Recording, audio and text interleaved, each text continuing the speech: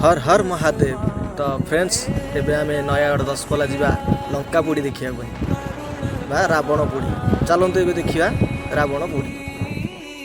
तो फ्रेंड्स बर्तमान पहुँच गले दशपल्ला चलतु देखा केमी हूँ लंका पोड़ी यात्रा। तो मोर एटा फास्ट टाइम केवे भी आसी ना तो चलतु देखा केमी हूँ। तो फ्रेंड आम बर्तमान पहुँच गले लंका पोड़ी यात्रा आगू को जा राति बहुत हो गला समय भी आम पाखे कम देखा यात्रा किपर भाव हो देखिपार यात्रा कि भिड़ तथापि आम क्या न मानी भितर पशिजा जहाँ हूँ देखिया। तो भाई कौन करी चली भी होनी एत गहली तथापि एपटी फंक्शन चलती फंक्शन भी आम एत गहली देखिपारानी। चलो जे आम रावण को देखा तथापि बाणरा देख के पोता ही सब रावण को देखिए। चलो रावण को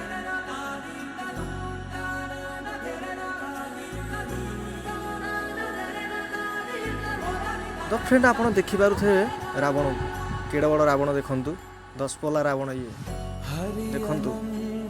तो आम रावण पोड़ा है पर्यटन आम अपेक्षा करें कारण आम बहुत दूर आसीचु प्राय 25 किलोमीटर।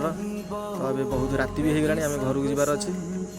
तो सांग आपड़ी भिडियोटी भल लगी थाए तेरे गोटे लाइक एंड सब्सक्राइब कमेंट निश्चित करेंगे। रोची देखा गोटे नेक्स्ट ब्लॉग रे।